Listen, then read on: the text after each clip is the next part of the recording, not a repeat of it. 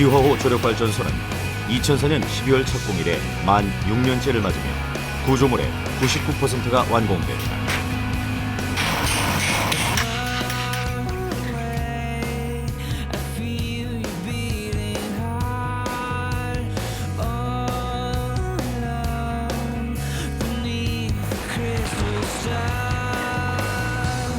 현재는 마지막 점검을 위해 구조물에 물을 채우는 작업이 한창 진행 중이다. 해양에너지 시대를 열어갈 시화호 조력발전소. 시화호 조력발전소의 새로운 실험이 막 시작되고 있다.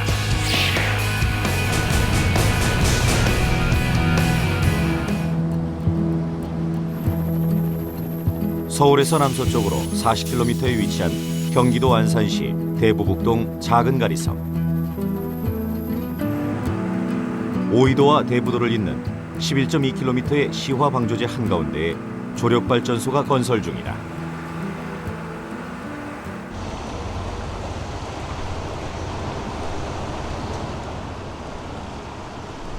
시화호 조력발전소 건설을 위해서 제일 먼저 한 일은 물막이 공사.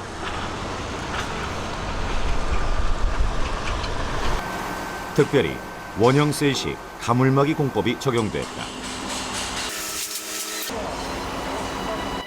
원형 셀식 가물막이 공법은 먼저 바다 한가운데 고정용 바젤을 설치해 작업대로 사용한다. 원형 셀은 핀 파일이라는 기둥을 먼저 설치하고 폭이 50cm인 시트 파일 128장을 이용해 원형으로 조립해 만들어지는데 원형셀 29개를 연결해 가물막이를 완성한다.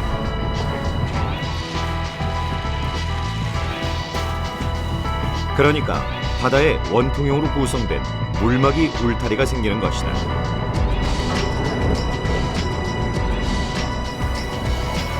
원통형 구조물 안에 모래를 채워넣으면 해류에도 지탱할 수 있는 물막이 라인이 만들어지는 것이다.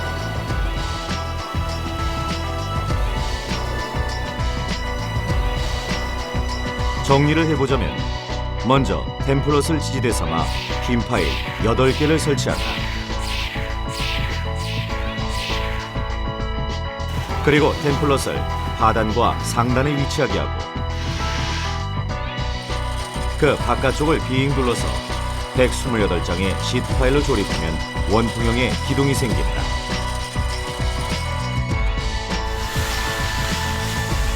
그 가운데를 모래로 채워넣으면 원형 셀식 가물막이가 완성되는 것이다. 나중에 발전소를 운영하려면 그 물막이 공사를 철거해야 되는데요.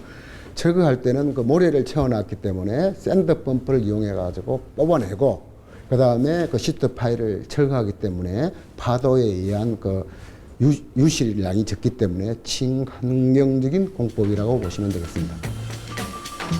조력발전소 시공 과정을 보면 먼저 바깥 바다 쪽에 오탁 방지막과 가물막이를 설치하면서 동시에 공사 편의를 위해 호수 쪽에는 우회 도로를 임시로 건설했다.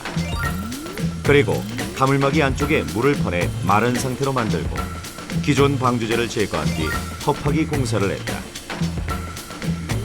이후 수차와 수문 구조물을 시공하고 발전 설비를 차례대로 조립 설치했다.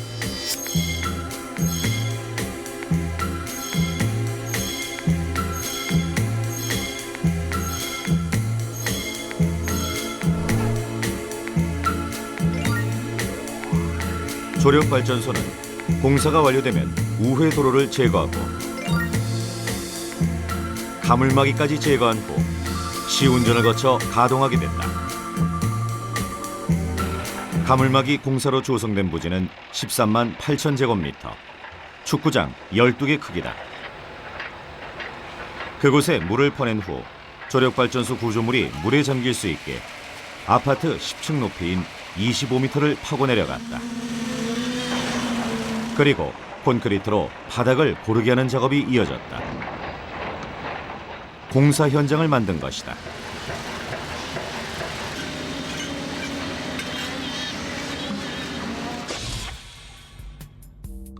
터고르기 작업이 끝나면서 본격적으로 구조물 공사가 시작됐다.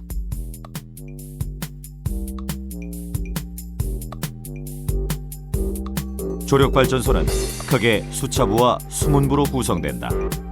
수문부는 물이 드나드는 통로고 수차부는 발전이 이루어지는 곳이다.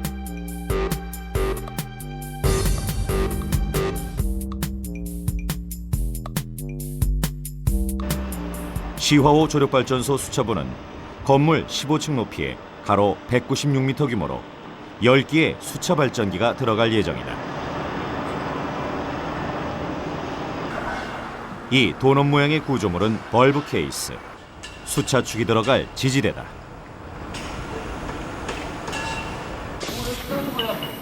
수차축은 수차날개 회전력을 발전기에 전달하는 역할을 한다.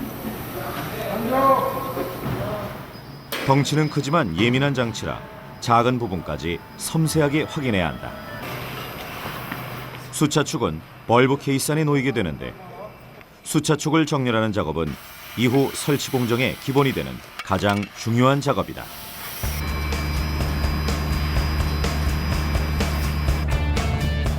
무게가 50톤이 넘는 수차축은 대형 크레인을 동원해야만 옮길 수 있다. 어렵게 벌브 케이스 앞에 도착한 수차축이 방향을 바꿔서 자리를 잡는다. 땡겨 천천히. 벌브 케이스에 부딪히지 않고 들어가서 자리를 잡는 것이 관건.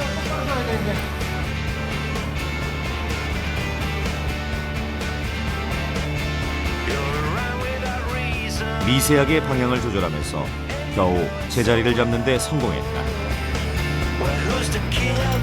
수차축이 완벽하게 자리를 잡아야 조립에 들어갈 수 있다.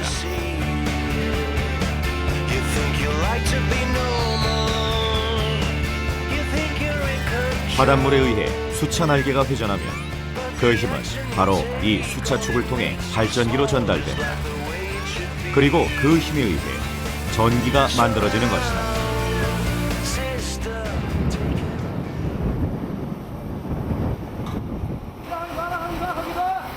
조력발전소 핵심 부품 중 하나인 유량 조절 장치.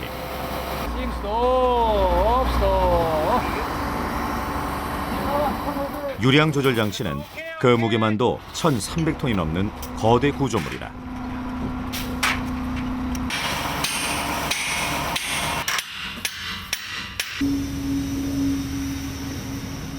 유량 조절 장치는 발전기에 유입되는 물의 양을 조절하는 장치다. 유량 조절 장치는 16개 날개를 열었다 닫았다 하면서 물의 양을 조절해 수차 발전기의 회전 속도를 일정하게 하는 역할을 한다.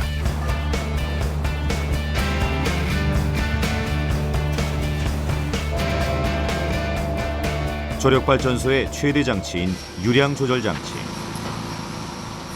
무게도 부피도 거대한 구조물이라 조립과 운반 등 모든 과정에 대형 크레인이 동원된다.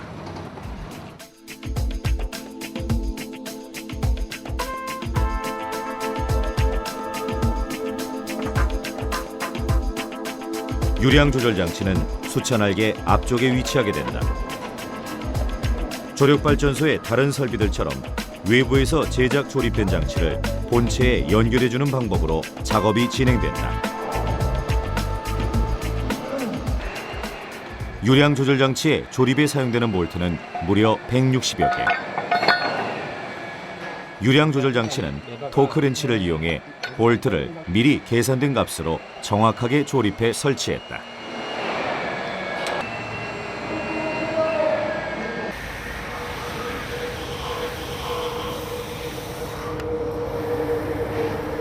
정치식은 건물의 상량식에 해당할 정도로 중요한 행사인데 바로 이 회전자를 설치하는 작업이다. 회전자는 발전기의 심장이라고 할 만큼 중요한 장치로 자력을 생성한다.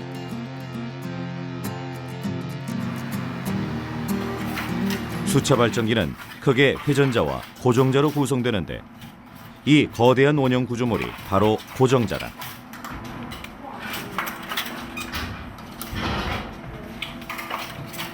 고정자의 핵심 부분은 규소 강판인 코어. 총 6만 5천 장의 코어를 완벽한 원형으로 쌓아 올리고 고압으로 압축해 빈 공간을 없애줘야 한다. 이 코어는 회전자에서 발생한 자력을 전기로 바꿔주는 역할을 한다.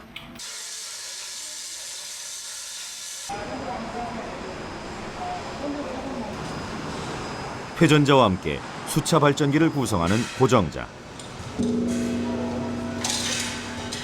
워낙 거대한 데다 예민한 장치로 크레인으로 이동하기 위해선 이동 장치를 따로 부착해야 한다.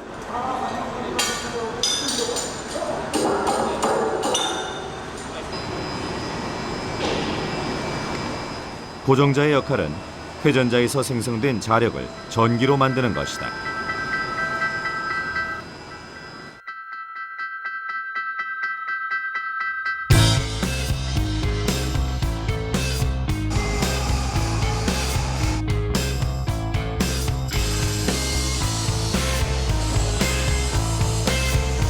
고정자의 위치는 회전자 바깥쪽이다.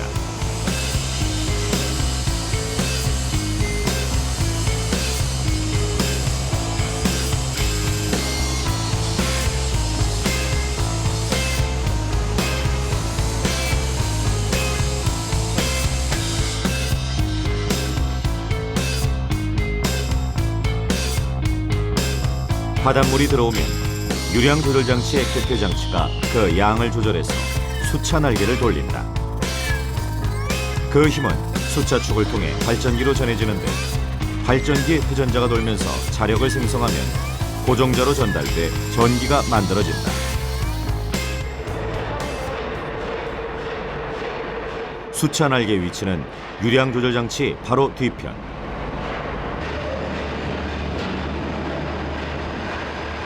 시화호 조력발전소의 수차 날개는 직경이 7.5m의 대형 수차로 날개가 3개다. 한 3개에서 5개 정도 이렇게 설계를 하지만은 저희들이 3개를 적용한 것은 시야와 또 고기가 많지 않습니까? 그러다 보니까 어떻게 보면 피시어 블렌드리 타입으로 해가지고 날개가 적다 보면은 공간이 많이 확보되지 않습니까? 고기가 통행할 수 있도록 아까 말씀드린 거 1초에 한 바퀴 정도 되니까 고기가 어떤 보호 측면에서 저희들이 날개를 최소화시켰습니다. 회전자와 고정자의 설치가 끝나면 벌브 노즈라는 전단 덮개를 설치하는 작업이 이어진다.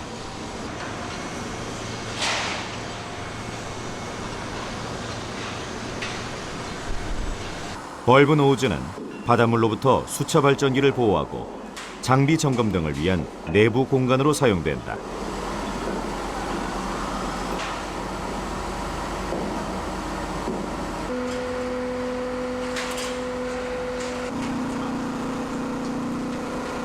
이 벌브 노즈의 설치로 조력발전소의 핵심인 수차 발전기 공사는 마무리가 된다.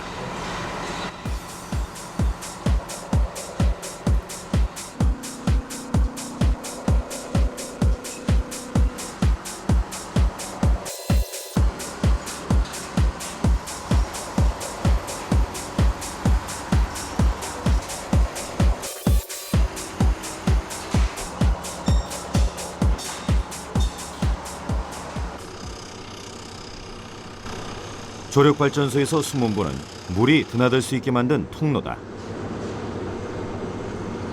시화호 조력발전소의 수문은 모두 8개로 구성되는데 한 개당 폭 15.3m, 높이 12m, 중량 194톤 규모다. 해수 표면으로부터 들어올수록 밑으로 내려갈수록 수압이 많이 받게 돼 있습니다.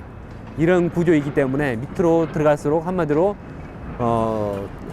철판 두께가 두꺼워지거나 아니면은 구조체가 더 복잡한 형상을 띠게 됩니다.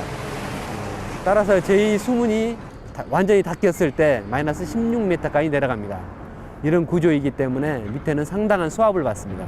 따라서 밑에는 비체 자체에 들어가는 부재들이 상당히 두껍고 오밀조밀한 형태로 구성되어 있다고 볼 수가 있습니다. 수문의 경우 조력발전소의 다른 구조물과 마찬가지로 완공되면 늘 바닷물에 잠기게 된다. 그래서 부식 방지를 위해 스테인리스 스틸을 사용하고 도장에도 특별한 노하우와 기술이 필요하다. 보통 민물에는 그 도장제를 약 300에서 350 마이크로미터 정도를 도장하고 있습니다. 도장 두께가요. 근데 저희 그 수문은 650 마이크로로 상당히 도장 두께가 높습니다. 왜냐하면 이제 그 해양 생물, 특히 어패류, 조개류 이런 것들이 붙어가지고 도장제를 뚫고 그 수문 모재에 붙어서 부식을 일으킬 가능성이 큽니다. 해양 구조이기 때문에요. 이런 것 때문에 상당히 도장 두께가 두껍습니다. 또한 도장제가 조금 틀린데요. 도장제가 신나가 들어가 있지 않는 무신나 타입입니다. 상당히 친환경 경직이라고 말씀드릴 수가 있습니다.